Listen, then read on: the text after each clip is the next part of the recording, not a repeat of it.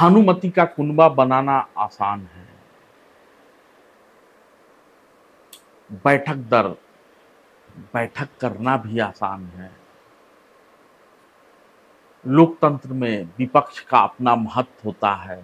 सत्ता पक्ष को हटाने के लिए विपक्षी एका का भी अपना महत्व है। पटना में बैठक हुई, बेंगलुरु में बैठक हुई, मुंबई में बैठक हुई, दिल्ली में कोऑर्डिनेशन कमेटी की एक बैठक भी हो गई है, लेकिन एक बैठक भोपाल में होनी थी। कहा जा रहा है कि बैठक टल गई है, नजर लग गया है। सनातन के सवाल पर सिर फुटौल जारी है। जो विवाद तमिलनाडु से शुरू हुआ था, उसका असर उत्तर भारत में दिख रहा है और बैठक टाल दी गई है। कुछ लोग ये भी कह रहे हैं कि बच्चा पैदा हुआ, माँ बाप ने, सकल समाज ने सोहर गाया, लोरियां सुनाई, पूजा किया, पाठ किया,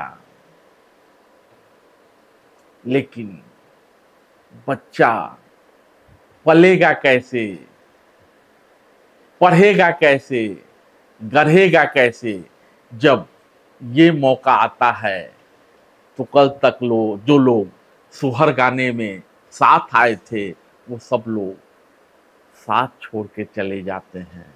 वही हाल विपक्षी गठबंधन का है। नामांकन तो हो गया, मोदी हटाओ के लिए नारे भी गढ़ लिए गए, नेता एकजुट भी हुए, लेकिन अब सीट बंटवारे का सवाल गठबंधन को सताने लगा है। आपको ज्ञात है कि आम चुनाव से पहले कुछ राज्यों में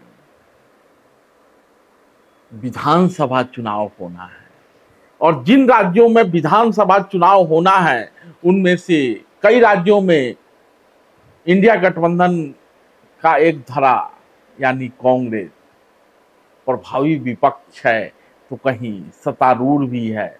अब जो इंडिया गठबंधन में ये भानुमति के कुनबे के छोटे छोटे दल हैं, वो अपनी हिस्सेदारी मांग रहे हैं, सीट शेयरिंग की बात कह रहे हैं। कहा जा रहा है कि ठीक है, हम फला प्रदेश में थोड़ा समझौता कर लेंगे, लेकिन जिन राज्यों में विधानसभा चुनाव होना है, वहां आप थोड़ा तो समझौता कीजिए। और कांग्रेस से सीट की दावेदारी की है। बात तो ठीक है, केवल गठबंधन आम चुनाव के लिए ही क्यों हो, राज्य चुनाव के लिए क्यों ना हो। और ये सवाल शुरू से ही मंगरुआ उठा रहा है कि गठबंधन में शामिल दल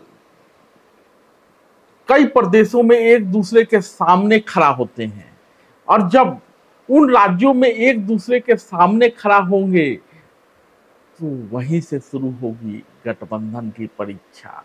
अखिलेश यादव ने मध्य प्रदेश में कांग्रेस से सीट मांगा है। स्वाभाविक है, दिल्ली में तो अभी चुनाव नहीं है, लेकिन आम आदमी पार्टी बड़ा हिस्सा चाहेगी, पंजाब में बड़ा हिस्सा चाहेगी। तो सीट शेयरिंग का जो सवाल है, वो गठबंधन के साथियों को सताने लगा है। और ये भानुमति का कुनबा कब तक मोदी हटाओ, मोदी हटाओ, मोदी हटाओ के एकमात्र एजेंडा के सहारे